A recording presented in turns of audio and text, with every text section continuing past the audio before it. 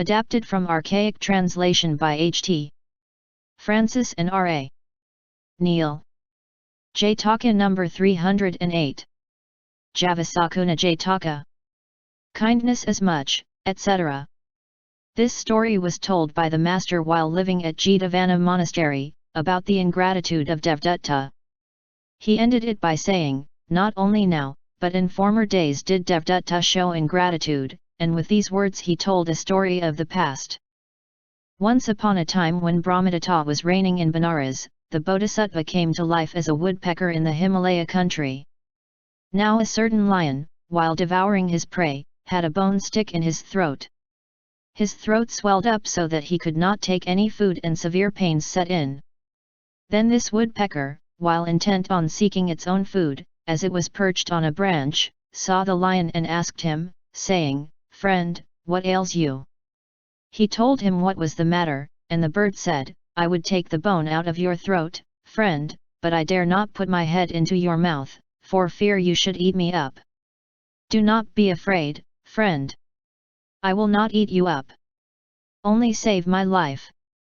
"All right," said the bird, and ordered the lion to lie down upon his side.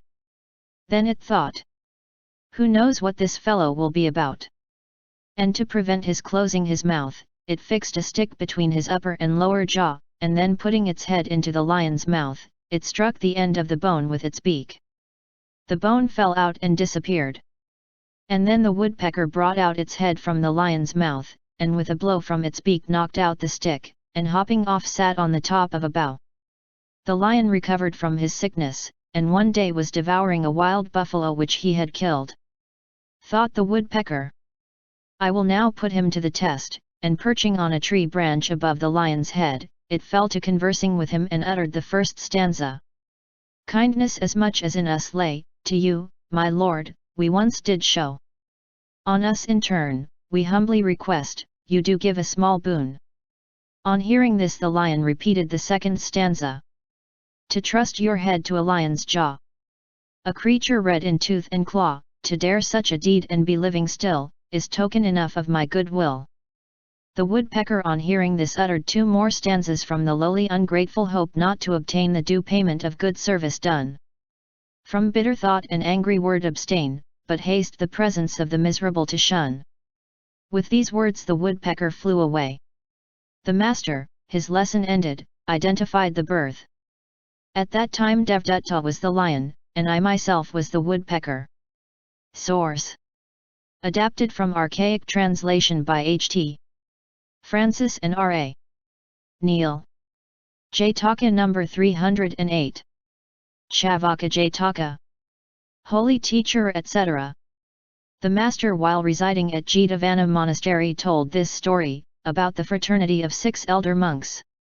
It is explained in detail in the Vinaya. Here is a brief summary of it. The master sent for the 6 elder monks and asked if it were true that they taught the righteous path from a low seat, while their pupils sat on a higher seat. They confessed that it was so. And the master, in scolding these brethren for their want of respect for his righteous path, said that wise men of old had to rebuke men for teaching even others' teachings while sitting on a low seat. Then he told them an old story. Once upon a time when Brahmadatta reigned in Benares, the Bodhisattva came to life as the son of an outcast woman, and when he was grown up, he established himself as a householder. And his wife being with child had a great longing for the mango fruit, and said to her husband, "My lord, I have a desire to eat mangoes." "My dear," he said, "there are no mangoes at this season, I will bring you some other acid fruit." "My lord," said she, "if I can have a mango, I shall live. Otherwise I shall die." He being infatuated about his wife thought, "Where in the world am I to get a mango?" Now at this time there was a mango tree in the garden of the king of Benares, which had fruit on it all the year round. So he thought, "I will get a ripe mango there to appease her longings." And going to the garden by night he climbed up the tree, and stepped from one branch to another, looking for the fruit, and while he was thus engaged, the day began to break. Thought he, "If I shall come down now to go away, I shall be seen and seized as a thief. I will wait till it is dark." So he climbed up into a fork of the tree and remained there, perched upon it. Now at this time the king of Benares was being taught sacred texts by his priest. And coming into the garden he sat down on a high seat at the foot of the mango tree, and placing his teacher on a lower seat, he had a lesson from him. The Bodhisattva sitting above them thought, "How wicked this king is! He is learning the sacred texts, sitting on a high seat. The Brahmin too is equally wicked, to sit and teach him from a lower seat. I also am wicked, for I have fallen into the power of a woman, and counting my life as nothing, I am stealing the mango fruit." Then taking hold of a hanging branch, he let himself down from the tree, and stood before these two men and said, "O great king, I am a lost man, and you a bad fool, and this priest is as one dead." And being asked by the king what he meant by these words, he uttered the first stanza. "Holy teacher, royal scholar, lo! The sinful deed I saw, both alike from grace are fallen, both alike transgressed the law." The Brahmin, on hearing this, repeated the second stanza. "My food is pure rice from the hill, with a delicate flavor of meat, for why should a sinner fulfill a rule meant for saints, when they eat?" On hearing this the Bodhisattva recited two more stanzas. "Brahmin, go move the length and breadth of earth. Lo! Suffering is found the common lot. Here marred by sin your ruined life is worth less than the fragments of a shattered pot. Beware ambition and overcoming greed. Vices like these to worlds of suffering lead." Then the king, being pleased with his exposition of the law, asked him of what caste he was. "I am an outcast, my lord," he said. "Friend," he replied, "had you been of a high caste family, I would have made you sole king. But from now on I will be king by day, and you shall be king by night." And with these words he placed upon his neck the wreath of flowers with which he himself was decorated, and made him Lord Protector over the city. And hence is derived the custom for the lords of the city to wear a wreath of red flowers on their neck. And from that day forward the king, abiding in his advice, paid respect to his teacher, and learned sacred texts from him, sitting on a lower seat. The master, his lesson ended, identified the birth. At that time Ananda was the king, and I myself was the outcast. Source: adapted from archaic translation by H.T. Francis and R.A. Neal. Jataka number 310. Sayha Jataka. No throne on earth, etc. The master told this story while in residence at Jatavana monastery.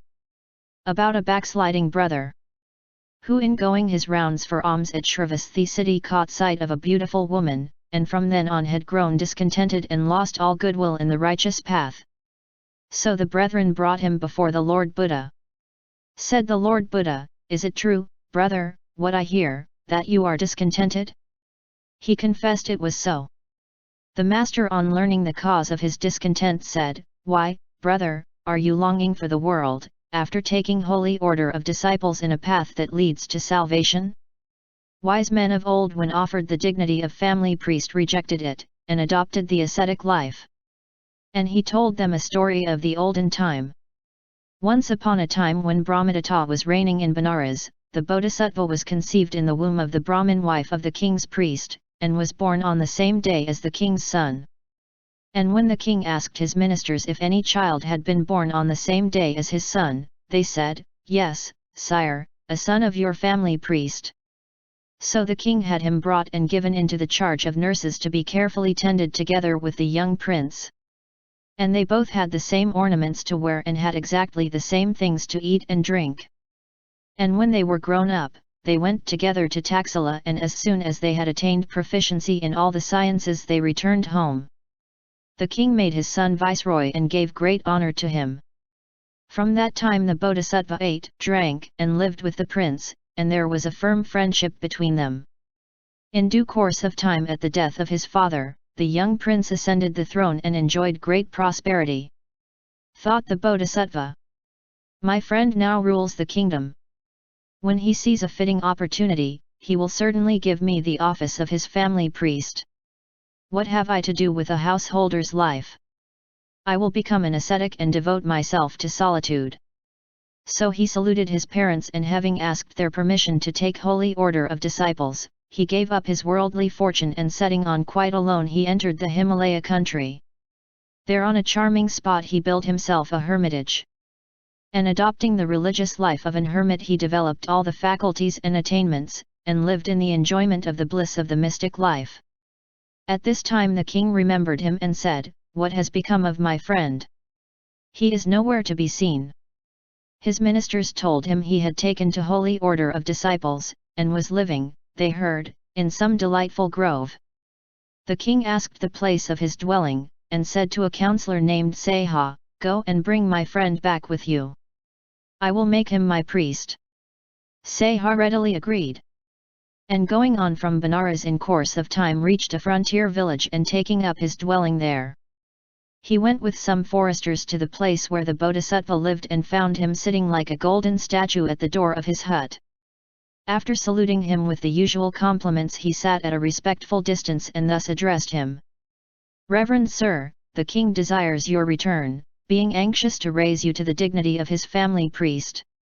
The Bodhisattva replied, "If I were to receive not merely the post of priest but all Kasi and Kosala, and the realm of India and the glory of a universal empire, I would refuse to go.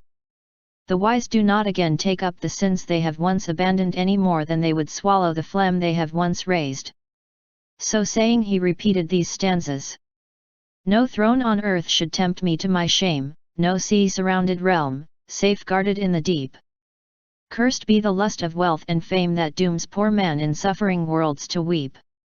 Better through earth a hermit one to stray, and bowl in hand to beg from door to door, than as a king, to sinful lusts becomes a prey, to bear an oppressive rule and annoy the poor." Thus did the Bodhisattva though again and again begged by him reject his offer. And Sayha, being unable to prevail on him, saluted him and returned and told the king of his refusal to come. When the master had brought his lesson to an end, he revealed the truths and identified the birth. At the conclusion of the truths the backsliding brother attained to fruition of the first path. Many others too experienced like fruits of conversion. At that time Ananda was the king, Sariputra was Sayha, and I myself was the family priest. Source: adapted from archaic translation by H.T. Francis and R.A. Neil. Jataka number 311. Pucimanda Jataka.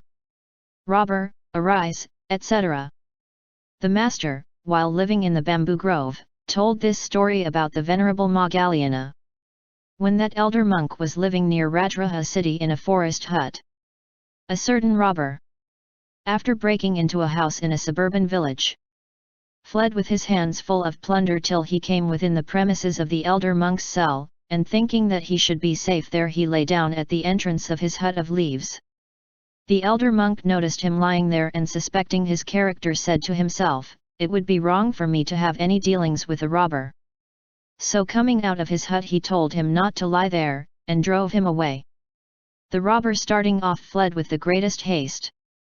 And men with torches in their hands, following close upon the robber's track, came and saw the various spots marked by the presence of the robber and said, "It was this way the robber came.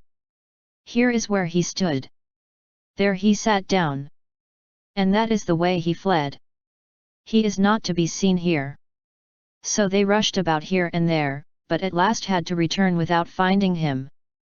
On the next day early in the morning the elder monk went his round for alms in Rajraha city, and on coming back from his pilgrimage he went to the bamboo grove and told the master what had happened.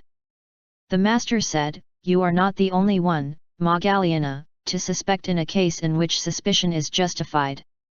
Wise men of old suspected in like manner." And at the request of the elder monk he told a story of past times. Once upon a time when Brahmadatta was reigning in Benares, the Bodhisattva came to life as a neem tree spirit in a cemetery grove of that city. Now one day a robber having been guilty of an act of theft in an outlying village of the city entered the cemetery grove. And at this time two old trees stood there, a neem tree and a bough tree. The robber placed his stolen goods at the foot of this neem tree and lay down there. Now in these days robbers that were caught were put to torture by being impaled on a stake of the neem tree. So the spirit of the neem tree thought, "If people should come and capture this robber, they will cut off a branch and make a stake from this nim tree and impale him on it. And in that case the tree will be destroyed. So I will drive the fellow away." Then addressing him, he repeated the first stanza. "Robber, arise! Why do you sleep? For slumber it is no time, the king's men are upon you, the avengers of your crime." Moreover he added these words, "Go away, before the king's men take you." Thus did he frighten the robber away. And no sooner had he fled than the deity of the bow tree repeated the second stanza. "And even if this robber bold red-handed they should take, to you, O nim tree, woodland fairy, what difference would it make?" The deity of the nim tree on hearing this uttered the third stanza. "O bow tree, sure you knowest not the secret of my fear. I would not have the king's men find that wicked robber here. They from my sacred tree, I know, straightway a branch would take, and to avenge the guilty miserable, impale him on a stake." And while the two forest deities were thus conversing together, the owners of the property, following on the trail of the robber, with torches in their hand, when they saw the place where he had been lying down said, "Lo!